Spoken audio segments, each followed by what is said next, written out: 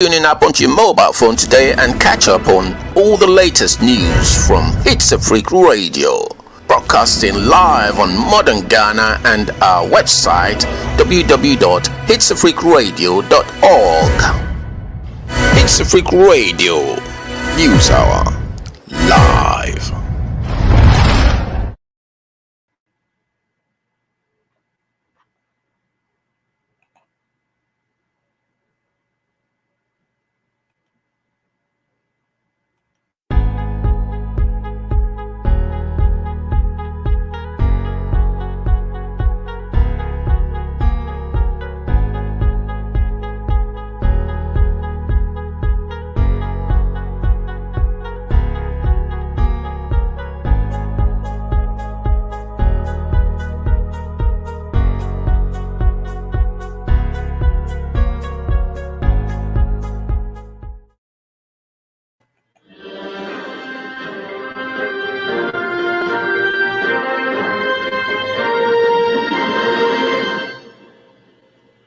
Good evening. The time is exactly 15 past the hours 19 o'clock right here in the studios of Hits Africa, Ghana.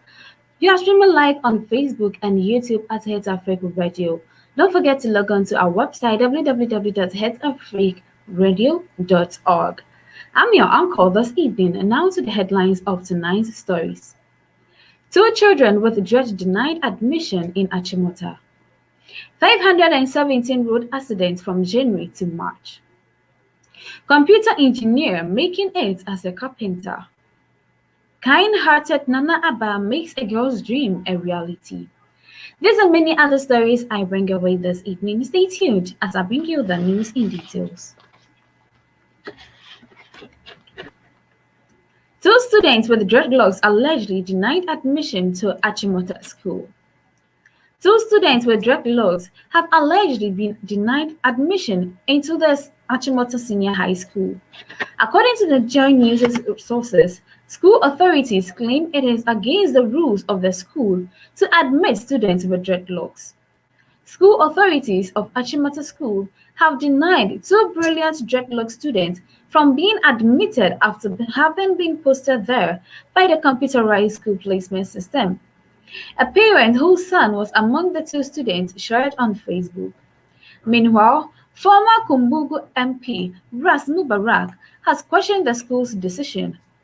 According to the MP, the move is a violation of Articles 21, Section 1, 25, Section 1, 26, Section 1, and 28, Section 3, and 28, Section 4 of the 1992 Constitution. Mr. Mubarak, in a Facebook post, said the Constitution makes it clear that no child should be deprived by any other person of medical treatment, education, or any other social or economic benefit by reason only of religious or other beliefs. Thus, the former MP said the decision to deny students admission on the basis of their Rasta culture is not a step in the right decision. Not accepting them into the school because of their dreadlocks is degrading treatment which is frowned upon under Article 28, Section 3. The school may have its rules, but those rules and all other rules and laws are subservient into the Constitution of Ghana. The Supreme Court of the land is the Constitution, he said. He, therefore, has asked the school authorities to rescind their decision and admit the students. I hope the decision will be reversed in the overall best interest of the affected children, he said. The Achimota School is yet to respond to the issue.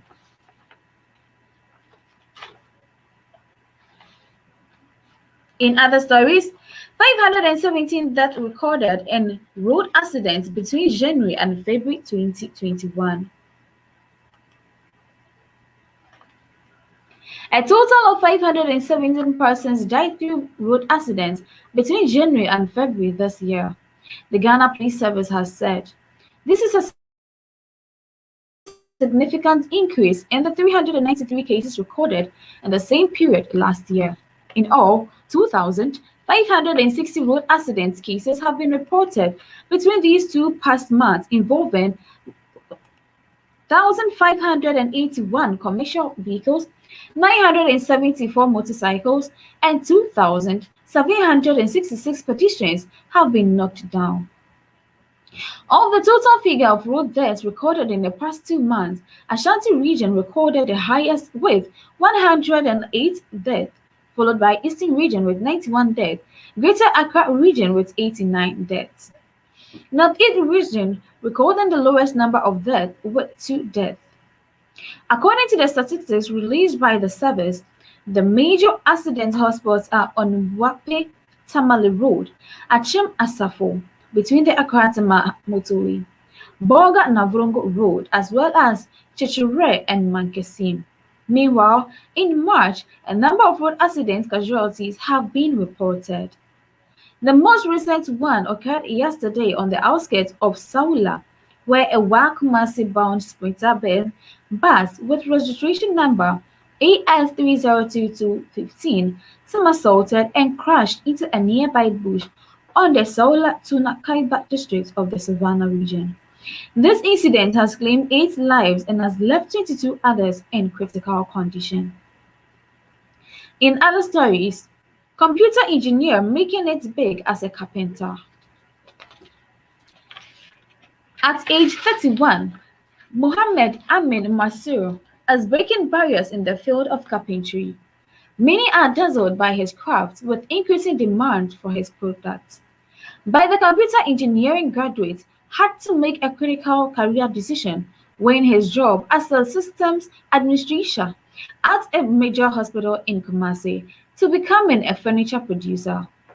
Mohammed Enim has always admired his grandfather and desired to follow his steps as a successful carpenter.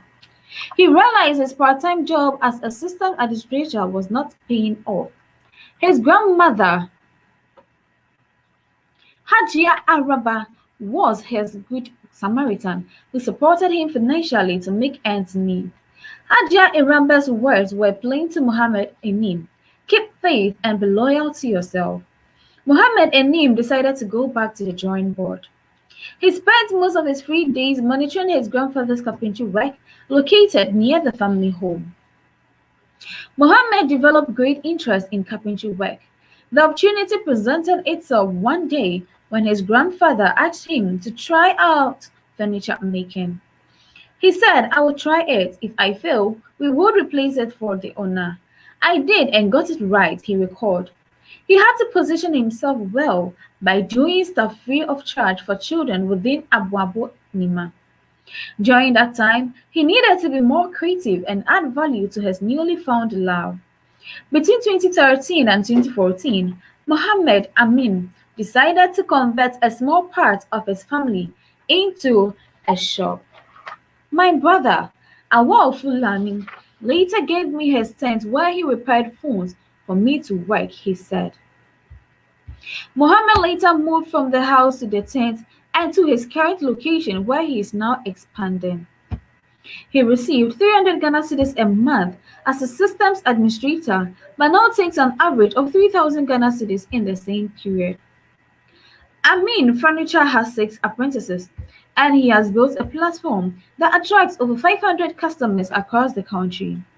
Mohammed Amin says he's no longer interested in taking up computer engineering as full-time employment because of opportunities to serve many clients with his furniture works. I rather prefer to establish computer engineering shops, he said. It made sense for Mohammed Enim to take inspiration from his grandfather, Baba Razak, an entrepreneur for nearly 3 decades. Baba Razak started his carpentry training in 1969 and completed in 4 years. Between 1977 and 1979, he worked as a carpenter in Burkina Faso and Niger before moving to Cote d'Ivoire to ply his craft. In the 1980s, Baba opened his shop at Royal Junction in the Asokori Mampon municipality of the Ashanti region. When Mohammed Enim decided to follow the steps of his grandfather, some family members opposed his carpentry venture. His mother, Hajia Haritha Enim, was disappointed in her son for failing to pursue his career as a computer engineer. 9 years after making the move, Mohammed Amin says he has no regrets. He hopes to emerge one of the largest furniture producers in the country. The investments I made will aid rapid expansion in new regions across the country, attracting more customers and giving the best in fashion, he said. Moving on to other stories. There is no motivation by the Ghana Water Company Limited to cheat any customer. The Ghana Water Company Limited (GWCL) has rejected claims that water bills in the country have shot up after the Free Water Initiative commissioned by government in 2020 ended. This comes after a section of Ghanaians complained about a sharp increase in their water bills since January 2021, when customers were to pay free themselves. The agitated customers accused the company of purposefully overbilling them to make up for the 9 months of free water President Akufo-Addo implemented as part of effort to reduce the burden of the citizens amidst the COVID-19 pandemic.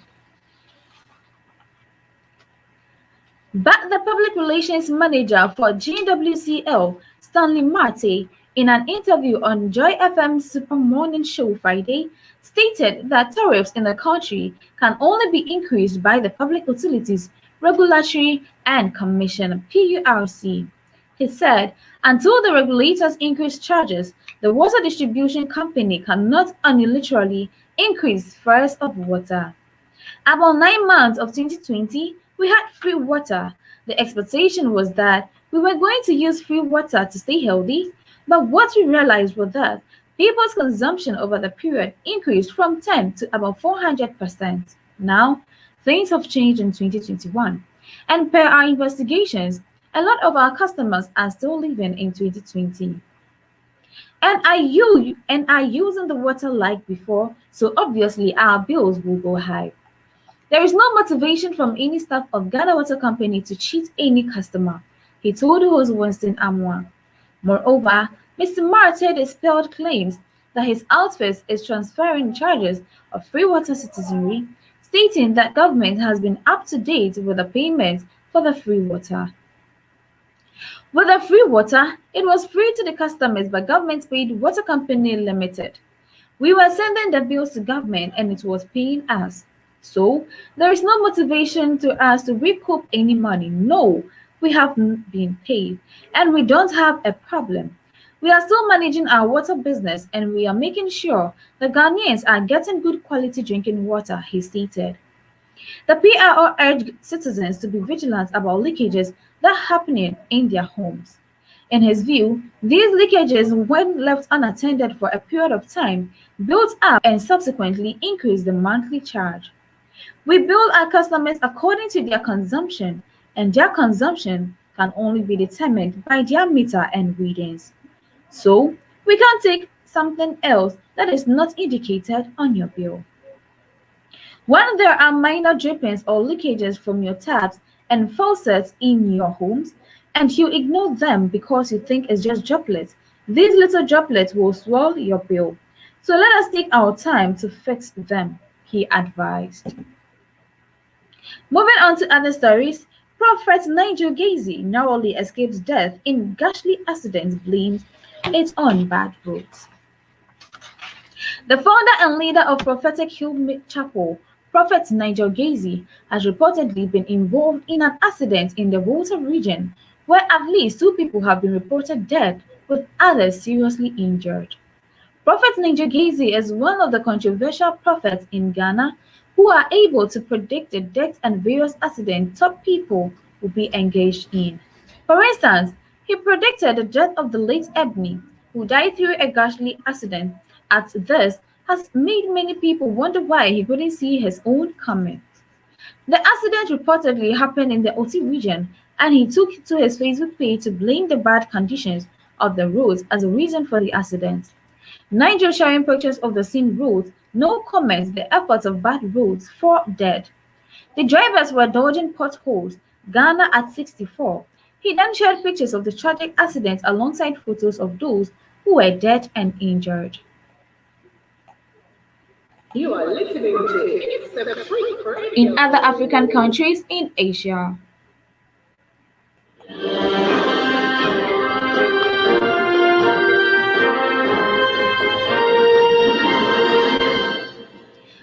to other African countries. Evicted Moroccan farmers protest over disputed land with Algeria. Hundreds of Moroccans protested Thursday after Algeria expelled farmers from the disputed border area where they had long been allowed to farm dates, an AFP journalist said. The border between regional rivals Algeria and Morocco has been closed since 1994, but Algeria had allowed some 30 Moroccan farming households to use an area of farmland known as Moroccans as Arjal to the Algerians in the La Rouda Oasis. Relations between the two North African countries have worsened in recent months. Algerians have given Moroccan farmers exploiting these Algerian lands an agreed time frame to leave the area and close the borders post at midnight Wednesday evening, according to the official Algerian news agency AFPS. Algeria and Morocco have let us farm with no problems, and now we don't know how to tend to, said a 71-year-old farmer, Abdel Malik Mouberki, adding that the date occurred had been the livelihood of his entire family. Shops shut their doors and hundreds of people marched through the border town to Figwick, mainly chanting, "Our lands are Moroccan and not Algerian." Moroccan officials had organized a meeting with residents to examine possible solutions to mitigate the impact of the move, according to the government statement carried by Moroccan news site Media 24. On Thursday, angry protesters hoping to reach the disputed area of farmland were stopped en route by the Moroccan police. Several young people accompanied by farmers criticizing the lack of work in the desert region. In Morocco, evicted Moroccan farmers disputed with the land in Algeria. Hundreds of Moroccans protested Thursday after Algeria expelled farmers from a disputed border area where they had long been allowed to farm dates, an AFP journalist said. The border between regional rivals Algeria and Morocco has been closed since 1994, but Algiers have allowed some 30 Moroccan farming households to use an area of farmland known as Moroccans as Arjal to the Algerians as the La Rouda Oasis. Relationships between the two North African countries have worsened in recent months. Algiers have given Moroccan farmers exploiting these Algerian lands an agreed time frame to leave the area and close the border post at midnight Wednesday evening, according to the official Algerian news agency APS. Algeria and Morocco have let us farm with no problems, and now we don't know who to turn to, said 71-year-old farmer Abdel Malik Boualdekbir, adding that the date occurred had been the livelihood of his entire family. Shops shut their doors and hundreds of people marched through the border town of Figwick, mainly chanting, "Our lands are Moroccan and not Algerian." Moroccan officials had organized a meeting with residents to examine possible solutions to mitigate the impact of the move, according to the government statement carried by Moroccan news site Media 24. On Thursday, angry protesters hoping to rid the disputed area of farmland were stopped en route by the Moroccan police. Several young people accompanied the farmers criticizing the lack of work in the desert region. Moving on to Congo. Sassou Nguesso favored to be re-elected. Congo's Brazzaville 77-year-old president Denis Sassou Nguesso is aiming for re-election in the first round on Sunday, when members of civil society has expressed serious reservation about the transparency of the election. One Shot KO proclaimed the campaign protesters of the candidate of the Congolese Labour Party (PCT) to mark his desire to be re-elected in the first round, as in 2016 against his 6 rivals. The climate seems less heavy than 5 years ago. 5 days ago, Frederick Bichamo said that the election must not be an opportunity to reawaken the old demons of division. The 56-year-old, better known as Pastor Intumi, took up arms in the Pool region south after the disputed re-election of President Sassou Nguesso in March 2016. Regular forces counterattacked in the closed-door conflict that displaced 140,000 people, according to the humanitarian sources. The authorities announced the ceasefire just before Christmas 2017. For Mariela, a high school student in Pointe Noire, the economic capital, the circulation is quickly made today. Even if there is hardship, there is no war like in other countries. It's better to stay with Cecil who keeps the peace in the country, at least that's good. The Gilar and economic questions haunt the minds of voters in this oil-rich country of 5 million inhabitants, which was expected a 9% drop in its GDP with COVID-19.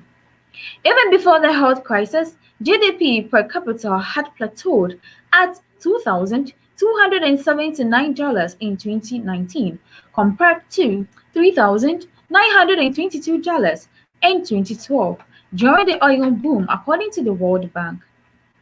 Faced with the impasse of all oil, Sissoul Nguesso said he was putting youth and agricultural development at the heart of his campaign, calling it shameful that a country imports most of what it consumes. The president is in a way acknowledging his own failure, said activist Frank Inzila, Renewing Democracy. The two main rivals of the outgoing president are two former ministers who have gone into opposition, Guy Brice Parfait Koleilas and Matthias Zone. Koleilas, who came second 5 years ago, has pledged to free the two 2016 candidates sentenced in 2018 to 2020 years in prison for undermining state security, General Jean-Marie Mokoko and Andre Okumbi Salisa. Mr. Kolela's stronghold, the poor region, a man signs as he waits for hours for a goods train to travel 18 kilometers. We want change. I am 51 years old when the president came to power. I was 10 years old. The Bishops' Conference was already expressed serious reservations about the transparency of the election. The Catholic Church, which has been refused accreditation for its observers, fears that internet will be cut off on Sunday, as it was in 2016.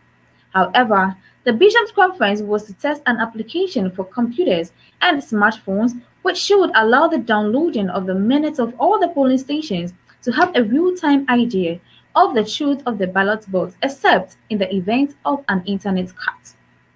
Other concerns, the authorities refused to accredit the journalist from Radio France Internationale, RFI, and a 77-year-old human rights activist was arrested a few days after the vote for undermining state security. As with other elections in Central Africa, voices are calling out to France, the former colonial power and main donor. The Republic of Congo, like French diplomacy, must return to democracy, wrote a group of French and Congolese activists in an article published by Le Monde. We call on France to condemn the pre-election deterioration of the political and civic climate, the signatories added. President Sassou Nguesso took power in 1979. He was defeated in the first multiple-party elections in 1992 by Pascal Lissouba. But this very rare example of peaceful alteration in Central Africa ended in 1997 when Sassou Nguesso returned to power after a civil war with Lissouba's forces. In 2015, he broke the constitutional law that limited the number of presidential terms to 2. For years, the Congolese government has also been in the news because of a high-profile investigation in France. In 2017, people close to President Sassou Nguesso were indicated for laundering of public funds in the so-called ill-gotten gains affair, which also targeted the ruling families in Gabon and Equatorial Guinea. Here lies the end of the local story. Stay tuned as I bring you the foreign news. The News Hour, coming to you live from the studios of Hits Freak Radio and TV. Stay tuned. Download the TuneIn app onto your mobile phone today and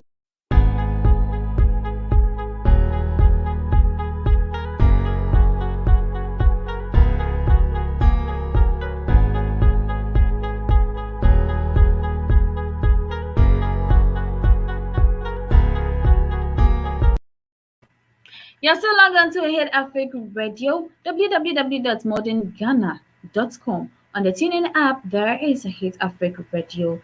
Don't forget to like, comment, subscribe, and share to our YouTube channel. We are streaming live on Facebook and YouTube. Now let's do some foreign stories. China sending children of exiled Uyghur parents to orphanages. In a new report, Amnesty has called on China to release all Uyghur children being held in orphanages without the consent of their families. The charity spoke to parents who left children with relatives in China when they were forced to flee the country. Rights groups say China has detained more than 100 Uyghurs. The Chinese government has also faced allegations of a wide range of human rights abuses against the Uyghur people of other Muslim minorities, including forced labor, forced sterilization, sexual abuse, and rape. The government denies it is holding Uyghurs in detention camps in the Xinjiang region in the northwestern China. It says the camps are re-education facilities being used to combat terrorism. Because access to Xinjiang is heavily restricted by the Chinese, Amnesty spoke to Uyghurs who were able to flee Xinjiang before the expression of the Uyghur people intensified in 2017. Miriban, Kadar, and Iblikim Mitimim fled from Xinjiang to Italy in 2016 after being harassed by police and pressured to give up their passports, Amnesty said. They left 4 children in the contemporary care of grandparents, but the grandmother was taken to the detention camp while the grandfather was interrogated by police, the charity said.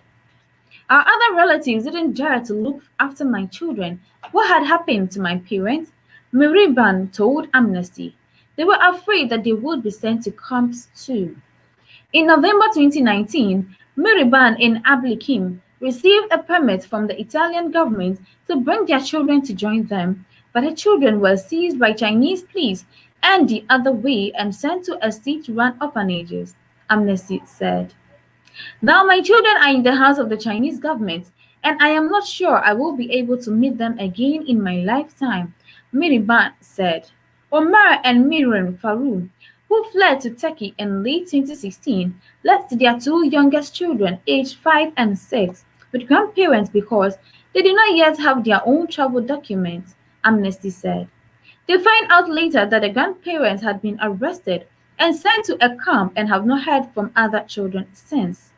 Amnesty's report calls on China to provide full and unrestricted access to Xinjiang for UN human rights experts, independent researchers, and journalists, and for all children held without the parents' consent to be released to family.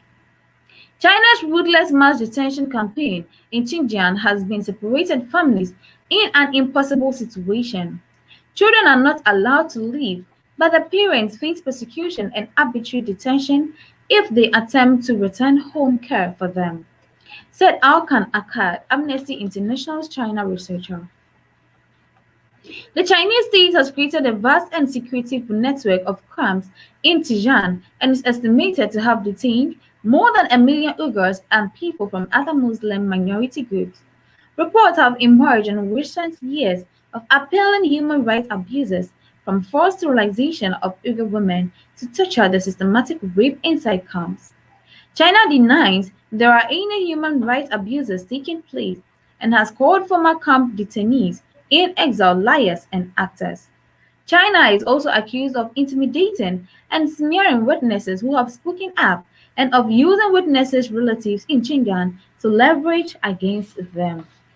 The US, Canada, and the Netherlands have declared that China is committing a genocide against the Uyghur people. A similar bill was rejected by the UK Parliament. Here lies the end of the foreign story. Stay tuned as I bring you the entertainment news.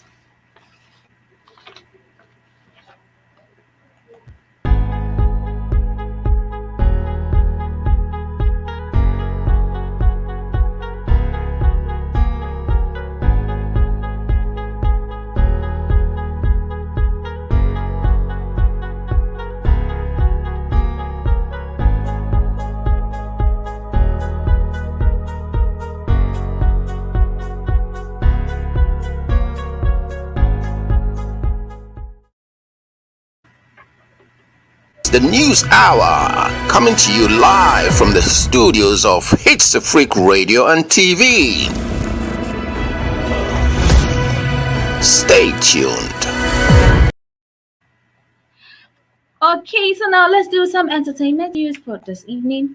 You're still logged on to www.modernghana.com on the TuneIn app at Hits Africa Radio. We are streaming live on Facebook and YouTube at Hits Africa Radio. Now let's do some entertainment news. Kind-hearted Nana Aba Anamwa to make the dreams of a young girl a reality. Award-winning Ghanaian media personality and general manager of GH1 TV and Star FM, Nana Aba Anamwa is well known for her kindness and generosity. Nana Aba is fond of lending a helping hand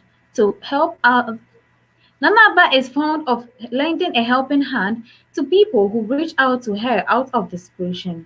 This has warmed the hearts of many Ghanaians towards her. In a recent Facebook post, she sought after a lady named Edujimfi Jacqueline, who posted that she has dreamt of working with Nana Aba. She prays that it comes to pass. Just like clockwork, the media personality reached out to the young lady saying, "Where is Edujimfi Jacqueline? Your screenshots they cry from my WhatsApp." Probably, this is the answer to Jacqueline's heartfelt prayer. In other stories, Burna Boy gets featured on Justin Bieber's new album, another big win for the African giant. Justin Bieber, Canadian award-winning singer and songwriter, began making waves after the release of his hit song, Baby, when he was just 16 years. About 11 years down the line, he continues to release hit songs after hit song. Today, March 19, 2021, he released his sixth studio album titled Justice through Def Jam Recordings. The remarkable thing about this album is that he featured Burna Boy, Nigeria's Grammy Award-winning superstar, on the song Loved by You. This is another big win for the African giant. As usual, Burna Boy did not disappoint. His exceptional vocals gave the song just the right amount of spice it needed. Here lies the end of the news for tonight. Stay tuned as I bring you a recap of the headlines. In today's news, 2 children were denied admission. 517 road accidents from January to March. Computer engineer making it as a carpenter. Kind-hearted Nana Aba makes a girl's dream a reality. These and many other stories I brought your way this evening. My name is Abina Ahrini. Thank you for staying tuned. Stay tuned for more music. Have a good evening.